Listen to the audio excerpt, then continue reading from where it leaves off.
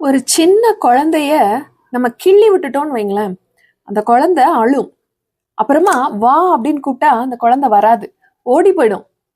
ஆனா அதே இது ஒரு 4-5 மணி நேரத்துக்கு அப்புறம் அந்த குழந்தைய போய் வாமா அப்படின்னு கூப்பிட்டா அது ஓடி வந்துடும். ஏன் தெரியுமா?